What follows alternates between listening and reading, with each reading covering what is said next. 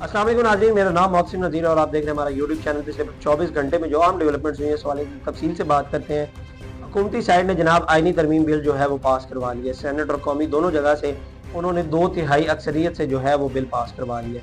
Even के 224 vote कौमी assembly में चाहिए थे, लेकिन हुकूमत ने जनाब वो 225 वोट लिए और वो 2/3 अक्सरियत की फिगर को भी क्रॉस कर गए। सेनेट से भी ऐसे ही हुआ है, उधर भी उनको जनाब जो 65 वोट लगे और वहाँ से भी 65 गालिबन 64 वोट लगे, क्योंकि चेयरमैन सेनेट का वोट जो है वो काउंट नहीं होता। तो वो उधर से भी उन्होंने जनाब 2/3 अक्सरियत से पास करवाया बिल। लेकिन इन तमाम तर चीज़ों में जो है बहुत सारे चेहरे जो हैं वो बेनकाब हुए। बहुत सारे ऐसे चेहरे हैं जो छुपे हुए थे, जिन्होंने पीठ पे खंजर घोंपे हैं, वो सामने आए, उभर के सामने आए। बहुत सारे ऐसे नाम हैं, बहुत सारे ऐसे यूट्यूबर्स लौंडे लपाड़े हैं जो उभर के सामने आए और जिनके जो चेहरे थे ना वो छुपे हुए थे काले मास्क के आगे। पता चल गया कि जनाब ये वो लोग थे। तफसील से बात करते हैं आईनी तरमीम मुसविदे के ऊपर क्या क्या नकात रखे गए हैं और जो पिछले 24 घंटे में जो सूरत हाल बनी रही सियासी, उस हवाले से तफसील से बात करते हैं और एक एक पार्टी को लेकर उनके जो मौक़िफ़ थे उनको डाइसेक्ट करते हैं और तफसील से आपको बताता हूँ। लेकिन सबसे पहले जनाब आगाज़ करते हैं जो मुसविदा जो पहले पास हुआ है उसके जो पॉइंट्स हैं ना वो मैं पहले आपको बता देता हूँ। जनाब मंजूर शुदा मुसविदे के मुताबिक जुडिशल कमीशन आईनी बेंचेस और जजेस की तादाद का तयन करेगा। आईनी बेंचेस में तमाम सूबों में मुसावी जजेस तैनात किए जाएंगे और आर्टिकल 184 के तहत अज खुद नोटिस का इख्तियार आईनी बेंचेस के पास होगा। मुसविदे में कहा गया है कि आर्टिकल 185 के तहत आइन की तशरीह से मुताल्लिक केसेस आईनी बेंचेस के दायरे इख्तियार में आएंगे। चीफ जस्टिस का तकर्रुर खुसूसी पार्लिमानी कमेटी की सिफारिश पर किया जाएगा और पार्लिमानी कमेटी सुप्रीम कोर्ट के 3 सीनियर तरीन जजेस में से चीफ जस्टिस का तकर्रुर करेगी। मुसविदे के मतन के मुताबिक कमेटी की सिफारिश पर चीफ जस्टिस का नाम वजीर आजम सदर मुमलिकत को भिजवाएंगे। किसी जज के इनकार की सूरत में अगले सीनियर तरीन जज का नाम ज़ेरे गौर लाया जाएगा। चीफ जस्टिस के तकर्रुर के लिए 12 रुकनी खुसूसी पार्लिमानी कमेटी बनेगी, जिसमें तमाम पार्लिमानी पार्टियों की मुतनासिब नुमाइंदगी होगी। पार्लिमानी कमेटी में 8 अरकान कौमी असम्बली, 4 अरकान सेनेट से होंगे। चीफ जस्टिस ऑफ पाकिस्तान की मुद्दत 3 साल होगी। अब ये जो सारी जद्दोजहद हुकूमत ने की थी ना, वो चीफ जस्टिस के तकर्री के मामले के ऊपर ही थी। बेसिकली उनको यही था कि इनकी रिटायरमेंट से पहले या इनके जाने से पहले जो है हम इन्हें ही अपने पास रख लें, क्योंकि हुकूमत की पूरी कोशिश थी कि वो अपने फेवरेट जज को अपने पास रखें। चीफ जस्टिस के लिए उम्र की बालाई हद 65 मुकर्रर करने की तजवीज़ दी गई है। मुसविदे के मुताबिक आर्टिकल 184(3) के तहत सुप्रीम कोर्ट अपने तौर पर कोई हिदायत या डिक्लेरेशन नहीं दे सकती। आर्टिकल 186(a) के तहत सुप्रीम कोर्ट हाई कोर्ट से किसी भी केस को दूसरे हाई कोर्ट या अपने पास मुंतकिल कर सकती है। जजेस तकर्री कमीशन हाई कोर्ट के जजेस की सालाना कारकर्दगी का जायजा लिया जाएगा। मुसविदे में आईनी बेंच तश्कील देने की तजवीज़ भी शामिल है। मुसविदे के मुताबिक जुडिशल कमीशन आईनी बेंचेस और जजेस की तादाद का तयन करेगी। आईनी बेंचेस जहां तक मुमकिन हो तमाम सूबों में मसावी जजेस तैनात किए जाएंगे। आर्टिकल 184 के तहत अज खुद नोटिस का इख्तियार आईनी बेंचेस के पास होगा। चीफ जस्टिस की सरबराही में कमीशन में 4 सीनियर तरीन जजेस शामिल होंगे।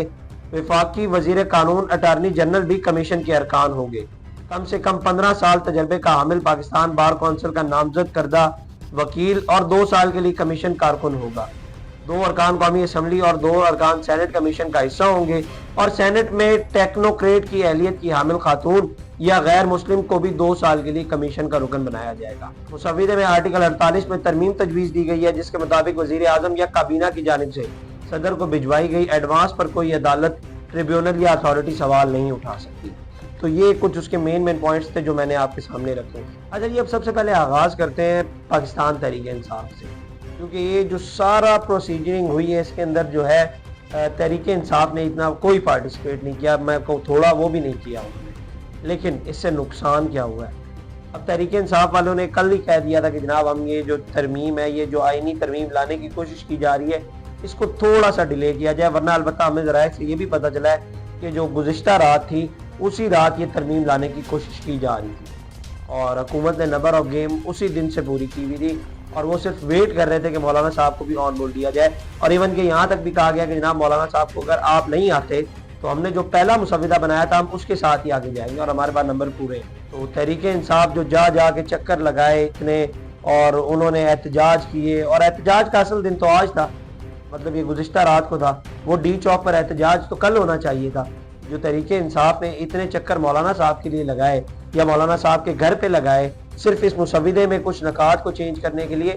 Basically they were looking for a good deal. ان کو کوئی ڈیل اچھی نہیں ملی.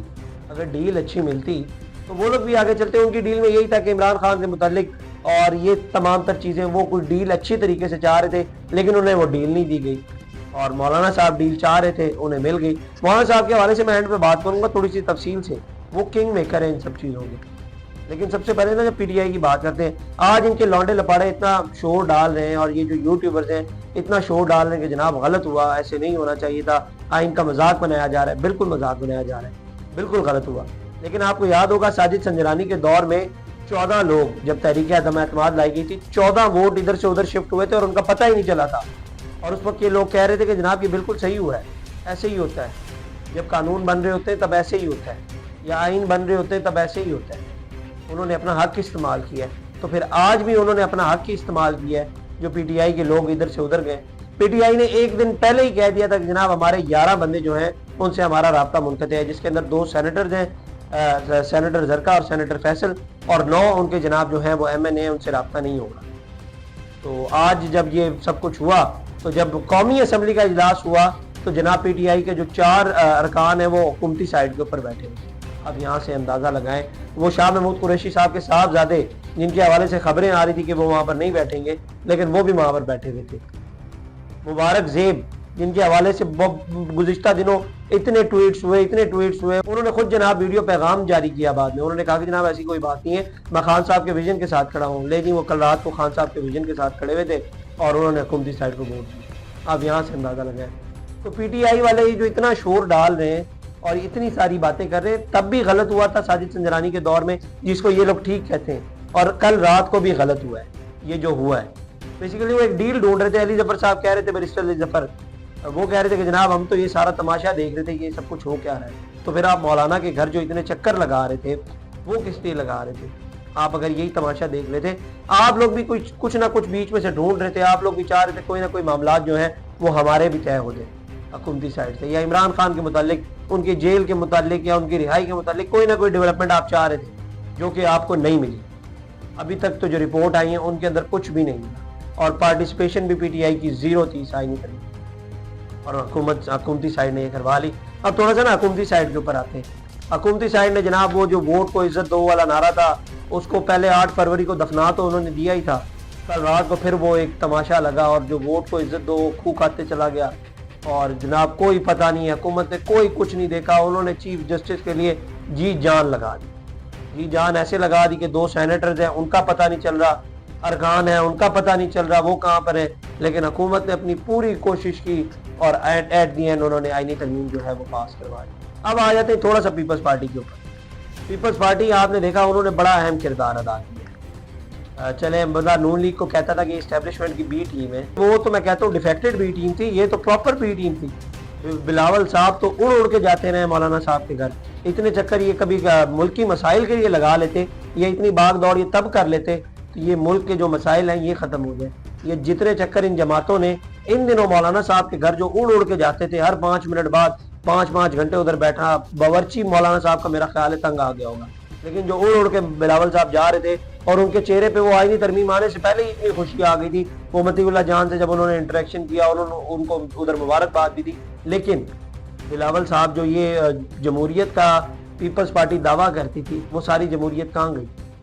وہ 2 سینیٹر جن کے گلے کے اوپر آپ نے انگوٹھا رکھ کے یہ سب کچھ کروایا ہے, یا وہ جو غائب ہیں ان کے حوالے سے, جس کا آپ کے دادا اور آپ کی والدہ ذکر کرتی تھی, یا وہ دعوے کرتی تھی اس چیز کا, تو آپ نے, کیونکہ بلاول بھٹو وہ اس آئینی ترمیم کے اندر سب سے اہم پیادہ ہے.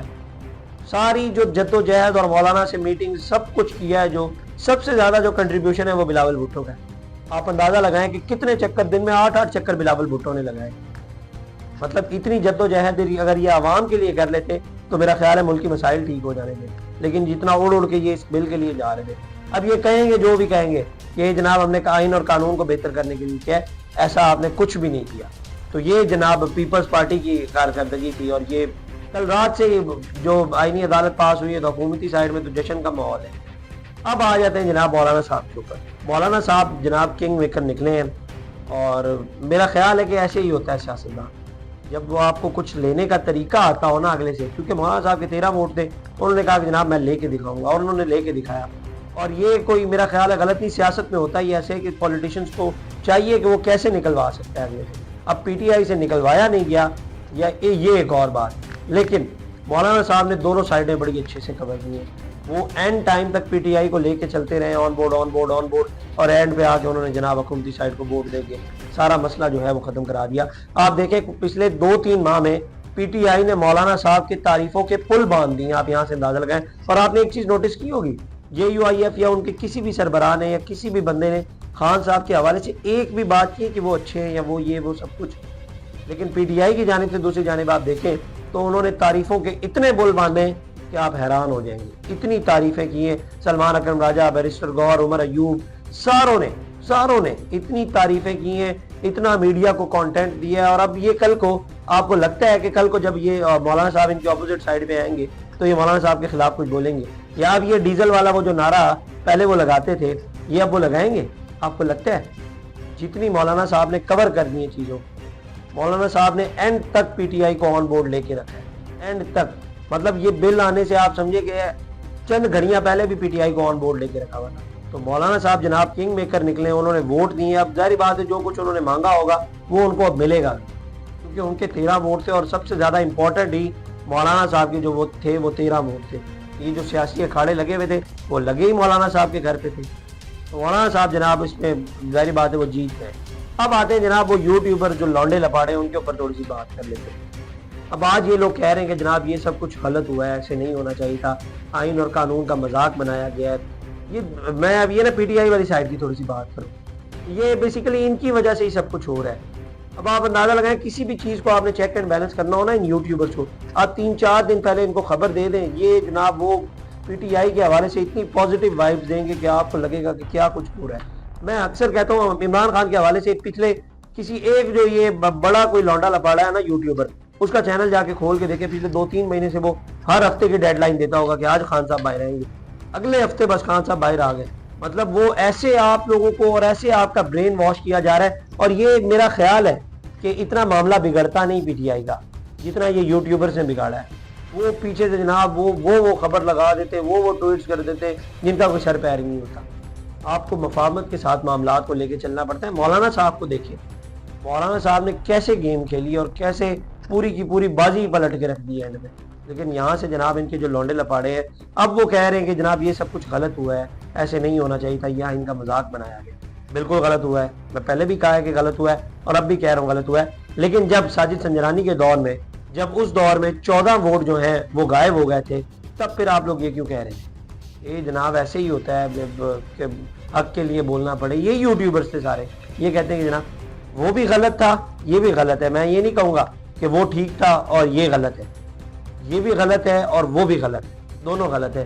لیکن پی ٹی آئی والے ظاہری بات ہے وہ محبت میں اتنا آگے ہوتے ہیں تو ان کو اپنی جماعت کی کوئی غلطی نہیں نظر آتی، لیکن دوسری جماعت کی غلطی جو ہے وہ نظر آ رہی ہے۔ خیر جناب، یہ وہ ڈیولپمنٹس ہوئی ہیں اور یہ وہ آئینی ترمیم تھی جس کے حوالے سے گزشتہ 1-2 ماہ سے مولانا صاحب کا گھر سیاسی اکھاڑا بنا ہوا تھا۔ ایٹ دی اینڈ حکومت نے جو ہے وہ بل پاس کروا لیا ہے اور 2/3 اکثریت سے یہ بل پاس کروایا ہے۔ آپ اندازہ لگائیں کہ قومی اسمبلی میں ان کو 224 ووٹ چاہیے تھے، انہوں نے 225 ووٹ لیے۔ آپ یہاں سے اندازہ لگائیں کہ حکومتی سائڈ تو ویسے بھی کہہ رہی تھی کہ نمبر آف گیم پوری ہے، مولانا صاحب کو ملا کے وہ 2/3 سے بھی اوپر نکل گئے۔ اور یہ جو پی ٹی آئی کو ظاہری بات ہے اس کے اندر کچھ بھی نہیں ملا، اور پی ٹی آئی کے لیے اب اگلے 3 سال میں نے پہلے بھی کہتا ہوں کہ اندھیرا نظر آ رہا ہے، کیونکہ وہ چاہ رہے تھے کہ جناب یہ جج جب جائیں گے تو ہماری مرضی کے جج جائیں گے سامنے، ہماری جو مرضی کے جب جج جائیں گے تو جو 8 فروری والا الیکشن ہے اس کی پٹیشن دائر ہوگی، اس کیس کو آگے پرسو کیا جائے گا اور پھر یہ پنڈورا باکس سارا جو ہے وہ کھلے گا۔ لیکن اب ایسا کچھ نہیں ہونا، کیونکہ اب تو حکومتی سائڈ کا چیف جسٹس ہونا ہے اور اس کو تقرر کرنا ہے وزیر اعظم نے، اور وہی جج اگر آپ یہ سمجھ سکتے ہیں کہ جس جج کو وزیر اعظم تقرر کرے گا وہ جج وزیر اعظم کے خلاف جائے گا، تو پی ٹی آئی کے لیے ظاہری بات ہے اندھیرے ہی اندھیرے آگے ہو گئے۔